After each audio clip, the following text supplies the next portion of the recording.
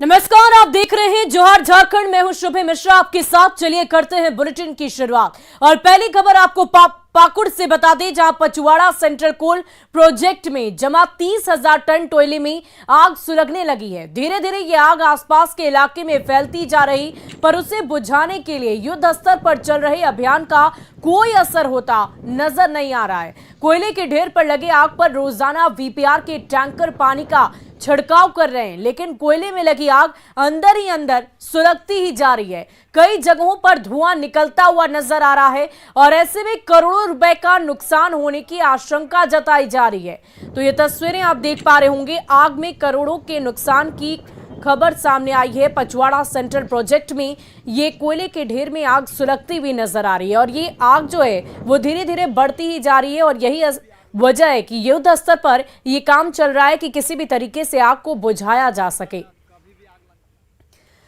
और इस पूरी खबर की अधिक जानकारी के साथ पाकुड़ से हमारे संवाददाता नंदकिशोर मंडल हमारे साथ फोन लाइन पर जुड़ चुके हैं। नंदकिशोर, हमें इस बात की जानकारी दे कि लाख कोशिशों के बावजूद आखिर इस आग पर काबू क्यों नहीं पाया जा सका है, क्या दिक्कत हो रही है? देखिए, मैं बता दूं कि ये जो है, ये इलाका जो है अमरापाड़ा क्षेत्र के पचवाड़ा सेंट्रल कोल ब्लॉक का है, जहां पर जो डीवीएल कंपनी जो है हाल ही में आए हुए हैं और इन्होंने काम को शुरू किया है और इनका उत्खनन का काम पहले से चल रहा था और उसे जो है लोडिंग के लिए नहीं काम चल रहा था और इस वजह से जो है काफी ज्यादा उत्खनन करने के बाद जो है लगभग 30,000 टन कोयला में ऑक्सीजन मिलने पर उसमें आग लग गई है। जी नंदकिशोर, क्योंकि अभी अभी इस बात की भी जानकारी हमें मिली कि वीपीआर कंपनी की तरफ से लगातार टैंकर का इस्तेमाल किया जा रहा है और आग पर काबू पाने की कोशिश की जा रही है। क्या वजह है कि अब तक आग पर काबू नहीं पाया जा सका है? जी, अब लगातार जो है कंपनी उस आग पर को काबू करने के लिए जो है लगातार पानी के टंकियों से उसको बुझाने का प्रयास कर रहा है, परंतु अभी तक बुझ नहीं पाया। बहुत बहुत शुक्रिया हमारे साथ जुड़ने के लिए नंदकिशोर, तमाम जानकारी के लिए। तो ये तस्वीरें आप देखिए कैसे युद्ध स्तर पर आग बुझाने का अभियान तो चल रहा, लेकिन इस वजह से आग में करोड़ों के नुकसान की आशंका भी व्यक्त की जा रही है। और अगली खबर गुमला से, जहां पुलिस और सीआरपीएफ की टीम ने जंगल से 2 राइफल और भारी मात्रा में कारतूस जब्त की है। टीम ने पुलिस से ही लूटी गई राइफल, मैगजीन और गोलियां बरामद कर ली। हालांकि सर्च अभियान में नक्सली अंधेरे का फायदा उठाकर भागने में कामयाब रहा। सुरक्षा बलों को यह सूचना मिली थी कि बिशनपुर के जंगल में रविंद्र गंजू दस्ते का सदस्य इंद्रदेव खैरवार छिपा हुआ है। हालांकि सर्च अभियान के दौरान वो भाग निकला, लेकिन छिपाकर रखे गए हथियार को पुलिस ने बरामद कर लिया है। वहाँ पर जाने के बाद मेटल डिटेक्टर और खोजी कुत्ता एरिया डोमिनेशन के द्वारा इस इंद्रदेव खैरवार के द्वारा छुपा कर रखा गया। एक पुलिस द्वारा लूटी गई 303 राइफल और एक देसी 303 राइफल बरामद किया गया और उसके साथ 76 पीस 303 जिंदा गोली। और रामगढ़ के पतरातू में अपराधियों की गैंग ने हरदेव कंस्ट्रक्शन कंपनी के साइट पर हमला कर दिया। 5 बाइकों पर सवार होकर अचानक 10 अपराधी आ धमके और ताबड़तोड़ हवाई फायरिंग करने लगे। अपराधियों की हरकत से कंस्ट्रक्शन साइट पर काम कर रहे मजदूर कांपने लगे और थोड़ी देर तक कामकाज ठप रहा। दहशत फैलाकर अपराधियों का गैंग लौट गया। पतरातू के एसडीपीओ डॉक्टर वीरेंद्र चौधरी ने घटनास्थल का दौरा किया और वहां से 3 खोखा भी जब्त किया गया है। अब तक किसी गैंग ने फायरिंग की जिम्मेदारी नहीं ली है। Hardev construction company Patratu railway station से पीवीयूएनएल तक रेलवे पटरी बिछा रही है। अपराधकर्मी आए और 5-6 राउंड गोली फायर करके उन्होंने कहा काम बंद करो और ये कह के उन लोग भाग गए। तो इसके आगे हम लोग घटना में हम लोग पहुँचे हुए हैं, जांच पड़ताल कर रहे हैं। हम लोग अब इसका डिटेक्शन की और हम लोग एकदम लगेंगे और लगा करके जल्दी से डिटेक्शन करने की कोशिश करेंगे। वहीं लोहरदगा के पोहड़ा गांव में अपराधियों ने हवाई फायरिंग करके दहशत फैला दी। देर रात 1 दर्जन से ज्यादा अपराधी घटनास्थल पर आ धमके और कई राउंड फायरिंग करके दहशत फैलाई है। हालांकि फायरिंग में किसी के हताहत होने की खबर तो नहीं। लोहरदगा के डीएसपी परमेश्वर प्रसाद और भंडरा थानेदार गौतम कुमार ने घटनास्थल पर छानबीन की। फायरिंग करने वाले अपराधियों का अता पता नहीं चल सका है।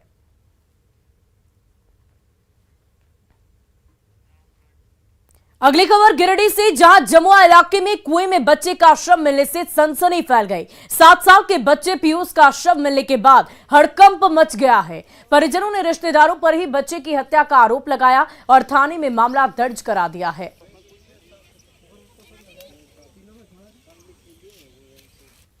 ये अन्याय का अगर हम लोग को नहीं मिलेगा इसका सजा, तब तक हम लोग यहाँ से धरना प्रदर्शन से नहीं उठाएंगे। जब तक ये प्रशासन, जब तक ये अन्याय का हम लोग को नहीं देंगे, तब तक हम लोग धरना इसी से नहीं उठेंगे। बच्चा हत्या किया गया, हत्या किया, खुद एकदम बोला है। देखिए एक बार गाँव पूरा पंचायत का कागज बना हुआ है, ये धमकी दिया है। और इसी बीच पलामू से आपको बड़ी खबर बता दें, जहां घूसखोर पेशकार रंगे हाथ गिरफ्तार किया गया। 30,000 रुपए घूस लेते हुए गिरफ्तारी की गई है। एसीबी की टीम ने उसे गिरफ्तार कर लिया है। सदर अनुमंडल कार्यालय में उसकी गिरफ्तारी की गई। दरअसल जमीन विवाद के मामले में इसने घूस की रकम मांगी थी और इसी कड़ी में आज इसकी गिरफ्तारी की गई है। एसीबी की टीम ने गिरफ्तार किया है, ये बड़ी जानकारी दे रहे हैं। सदर अनुमंडल कार्यालय में गिरफ्तारी की गई है। घूसखोर पेशकार रंगे हाथ गिरफ्तार किया गया है। पलामू से ये बड़ी जानकारी आपको दे रहे हैं।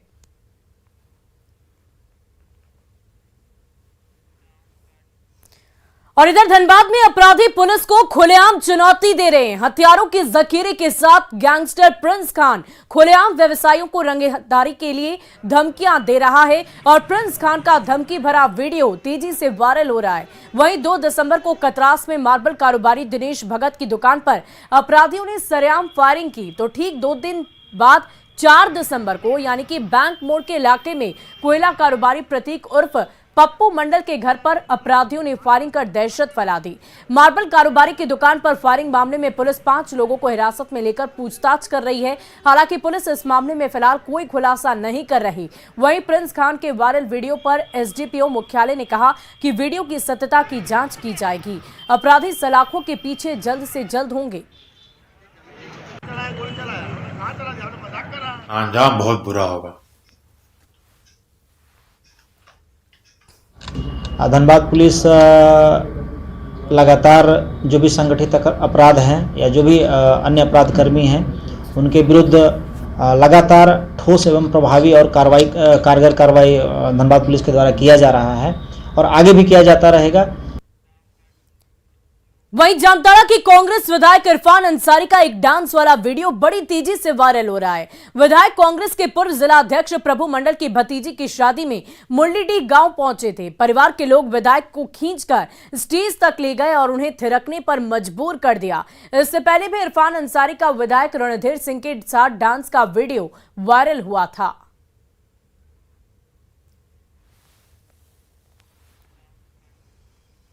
और चलिए अब बढ़ते हैं अगली खबर की ओर। झारखंड में बिजली की आंख मिचौली पर बीजेपी हमलावर है। रांची में बीजेपी कार्यकर्ताओं ने बिजली की लचर व्यवस्था को लेकर धरना दिया। धुरवा के बिजली वितरण विभाग के कार्यालय पर बीजेपी ने प्रदर्शन किया। बीजेपी ने आरोप लगाया है कि हेमंत राज में जनता अंधेरे में रहने को मजबूर है।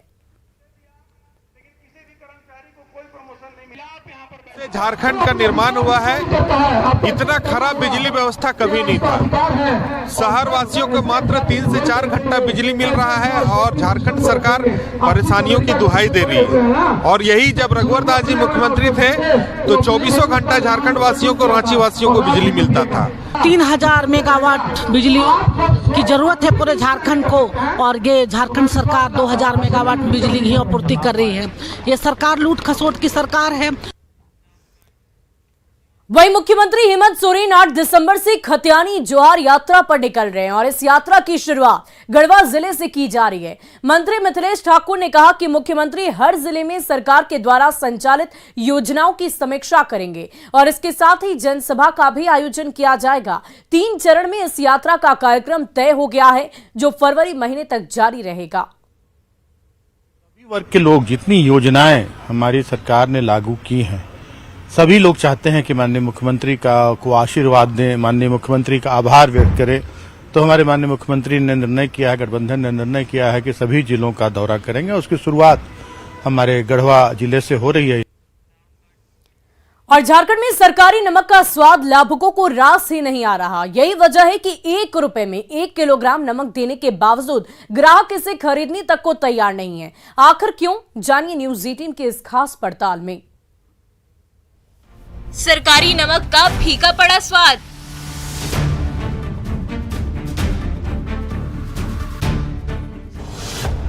₹1 में भी नमक खरीदने को तैयार नहीं जनता।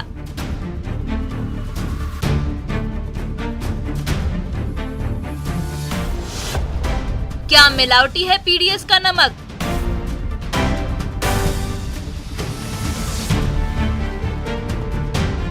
टीवी स्क्रीन पर आप जो ये 3 तस्वीरें देख रहे हैं वो है पुंदाग, नगड़ी और नया सराय की।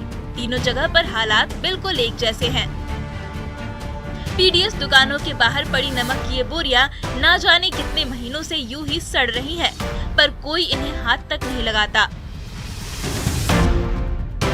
सिर्फ ₹1 कीमत होने के बावजूद भी गरीब लाभुक इस नमक का स्वाद चखने को तैयार नहीं।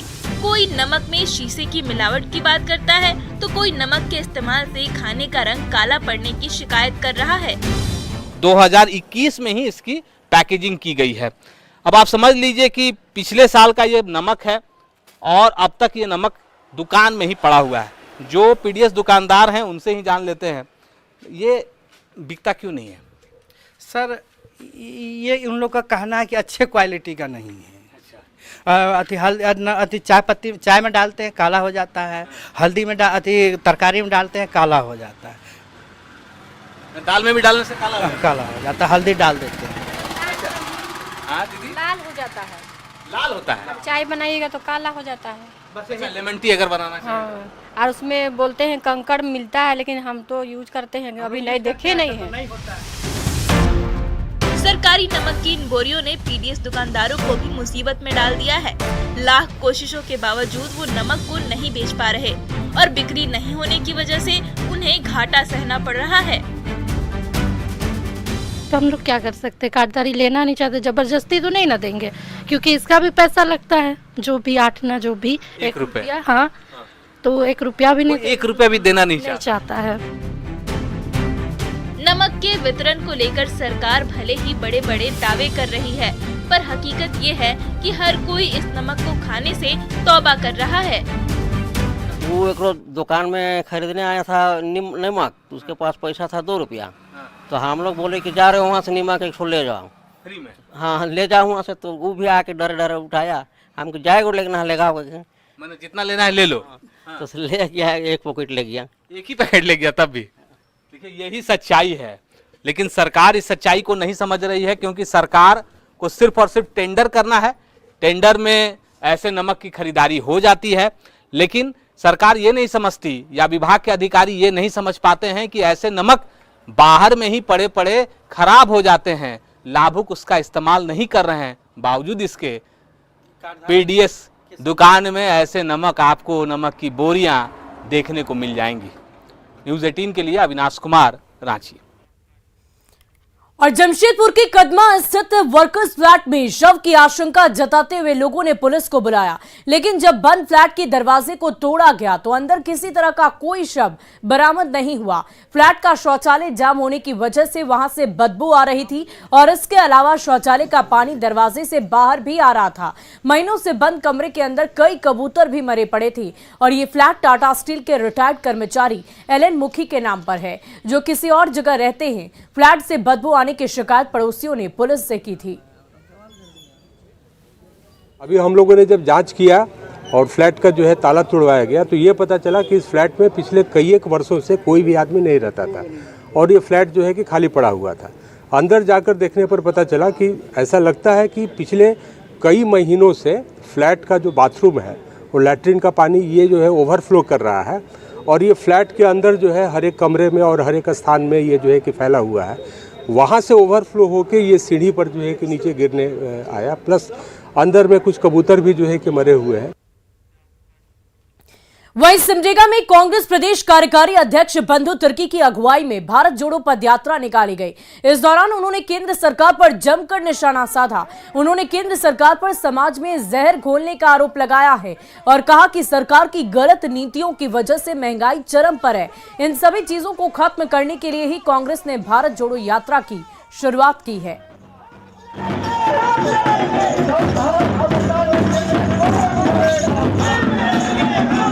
लोगों को जो आज जो हालात है यहाँ पर, ये तमाम उनकी समस्याओं के साथ लोगों के साथ मिलेंगे और मिल करके जो देश के हालात है उस हालात को हम पंचायत से प्रखंड से लेकर के पंचायत तक पहुंचाने का काम करेंगे। और देखिए, राजधानी रांची में आईआईएम के पास विस्थापित ग्रामीण रास्ते की मांग को लेकर अनिश्चितकालीन धरने पर है। आईआईएम संस्थान के भवन और बाउंड्री के निर्माण से ग्रामीणों का रास्ता बंद हो गया है। ग्रामीणों का कहना है कि जहां निर्माण कार्य हो रहा है वहां बस्ती से प्राचीन बूढ़ा महादेव तक रास्ता सैकड़ों वर्षों से है, जहां गांव वाले सैकड़ों वर्षों से पूजा पाठ के लिए आते जाते रहे हैं। और यही नहीं, ग्रामीणों की खेती जमीनें भी संस्थान के पीछे ही हैं और जहां से वो इसी रास्ते से अपनी फसल को लाते भी हैं। ग्रामीणों ने आईआईएम प्रबंधन से मांग की है कि प्राचीन बूढ़ा महादेव तक 14 फीट का रास्ता छोड़कर निर्माण कार्य कराया जाए और इसी की मांग वो लगातार कर रहे हैं।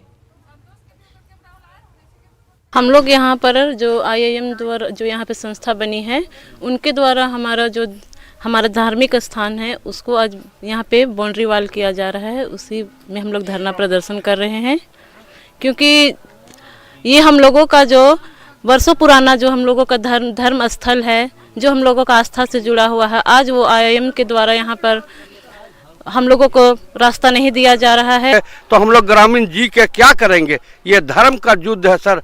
धर्म युद्ध में जो हमारे साथ आएंगे वो धर्मी रहेंगे और जो इन लोग के साथ में जाएगा वो अधर्मी रहेगा। हम लोग का धर्म के साथ में खिलवाड़ ना किया जाए, यही बोलना है। धरना पर बैठे हैं। हम लोग का प्राचीन मंदिर है आगे जाके, और ये प्राचीन हम लोग का रास्ता ही है, रोड। इसको हम लोग का ये आईएम जो है वो बंद करने जा रहा था, तो इसी के कारण हम लोग यहाँ पर धरना प्रदर्शन में बैठे हैं कि हम लोग इसको रोड हम लोग का नहीं छोड़िएगा तो हम लोग आस्था की जगह में कैसे जाएंगे। और देखिए, विश्व शौचालय दिवस पर नेटवर्क 18 ने रैकेट के साथ मिलकर भारत को बेहतर स्वच्छता के लिए प्रेरित करने के लिए 8 घंटे का एक भव्य टेलीथॉन मिशन स्वच्छता और पानी का आयोजन किया। इस अभियान ने देश के प्रमुख नेताओं, मशहूर हस्तियों, चेंज मेकर्स, स्वच्छता कार्यकर्ताओं और विचारकों को इस वादे के साथ एक साथ लाया कि कोई पीछे नहीं छूटेगा। आइए सुनते हैं इस कार्यक्रम के न्यूज मेकर्स बने कुछ लोगों की खास बातें। और पानी पानी पानी हमको बचानी है ये जिंदगानी। A lot of work to be done on hygiene, right? Because there are 3 parts typically, और mission पानी is an important part. जब हम wash बोलते हैं, water, sanitation and hygiene. So under the Jal Jeevan mission, now there will be tap water in every household by 24. That's another huge program which is being delivered on the ground. Sanitation, most of the work has been done by way of open defecation, both urban and rural. But now this needs to be broadened to segregation, solid waste management. Cleanliness will continue to be the focus of the agenda.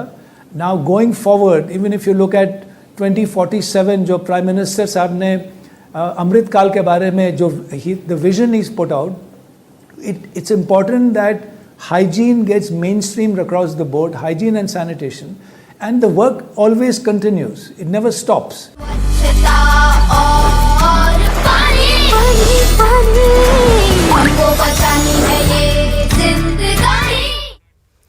और आइए अब देखते हैं झारखंड 2020।